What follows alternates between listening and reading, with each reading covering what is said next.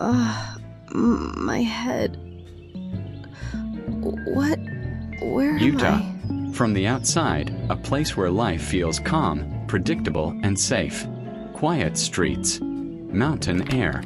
The kind of town where you wave at your neighbors and never lock your doors. But about 65 kilometers southeast of Salt Lake City, in the small mountain town of Camas, one of the most disturbing true crime stories in recent American history quietly unfolded. And at the center of it, a woman named Kouri Richins. To anyone looking in, Kouri had it all. A mother of 3 boys, a real estate agent, even a published children's book author. She gave interviews. She smiled for cameras.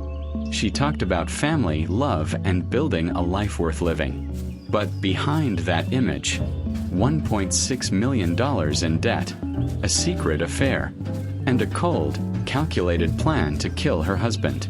Kouri and Eric Richins married in 2013. Eric was the kind of man people genuinely liked. Friends called him a goofy cowboy, warm, devoted, always present for his kids. He wasn't flashy. He was just good. For a while, it seemed like they had built something real together. A home in the mountains, 3 sons, a life. But underneath, the marriage was fracturing. By 2019, Kouri had launched a house flipping business, buying properties, renovating them, reselling them for profit. It collapsed. Badly. Debts mounted. Then kept mounting. A forensic accountant testified at trial that on the day after Eric's death, Kouri's net worth was negative $1.6 million. And while her finances were crumbling, she had found someone else, Josh Grossman, a contractor who worked on her properties.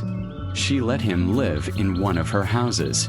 She bought him 2 trucks. She sent him money she didn't have. She was in love, or something that looked like it. And she had a problem. There was a prenuptial agreement. If she and Eric divorced, she would walk away with nothing. Not $1. But if Eric died while they were still married, she would inherit everything. It's not working. Or so she believed. Still The first missing some attempt came parts. on Valentine's Day, February 14th, 2022. Kouri made her husband a sandwich. She had laced it with fentanyl. Eric ate it. He felt not working. violently ill. I'm He still texted batteries. Kouri saying he Piece was of thinking paper. about going to the hospital. Wait, is She this told him to take a nap. a map? He A key? survived. There For Kouri, has to be this a was lock for simply a this failed somewhere. attempt. She went back to her source, Carmen Lauber, her housekeeper, and asked for something stronger. In her trial testimony, Lauber described how Kouri kept pushing for an escalation. More potent, more lethal. At one point, Kouri told her she wanted what had killed Michael Jackson, something she knew wouldn't fail a second time. 6 days later, the night of March 4th, 2022, Kouri prepared her husband a cocktail, a Moscow Mule. To celebrate a business deal, she would tell investigators. Eric drank it. Kouri stepped out of the room to check on one of their children. When she came back, he was cold and unresponsive. She called 911 at 3 in the morning. It's Eric setting Richins already? was pronounced dead at the Too scene. fast. He was 33 years old. He had 3 sons who would grow up without a father. The autopsy report was unambiguous. Eric had approximately 5 times the lethal dose of fentanyl in his system. This was not an accident. This was not an overdose. This was a killing. As investigators dug deeper, the evidence began to stack up in ways that were almost impossible to explain away. Phone records placed Carmen Lauber and her drug supplier at the same gas station on multiple critical dates. Each time, Kouri's phone was actively sending messages to Lauber. Hundreds of messages from those exact dates had been deleted from both phones. Kouri's search history included lethal dose of fentanyl. A close friend testified that back in December 2021, 2 months before the first poisoning attempt, Kouri had looked her in the eye and said that in many ways, it would just be easier if Eric were dead. In a text to Grossman, she had written, "If he could just go away and you could just be here, life would be so perfect." Days after Eric's death, she texted Lauber, Still have your hookup? And then, found in her jail cell after her arrest, a letter written to her brother. Step by step, it instructed him to tell investigators that Eric had a history of buying drugs from Mexico, that Kouri had only been helping him. She was trying to construct a defense from inside a prison cell. The prosecution also presented evidence of insurance fraud. A life insurance application had been filed in Eric's name shortly before his death. A handwriting expert testified that Eric almost certainly had not signed it himself. The jury deliberated for just 3 hours. 3 hours.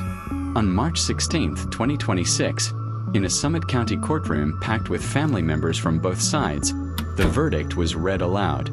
Guilty on all 5 counts.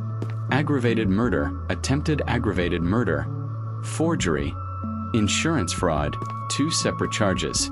When the verdict was announced, Kouri bowed her head. Eric's sister Amy stood in the back of the courtroom. She had waited 4 years for this moment. Her eyes were full of tears, but she didn't look away. But perhaps the most haunting detail in this entire story wasn't the evidence. It wasn't the deleted messages or the search history or the letter from the jail cell. It was the book.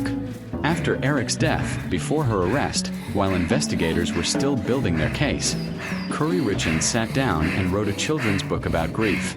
Or rather, she paid a ghostwriting company to write it for her.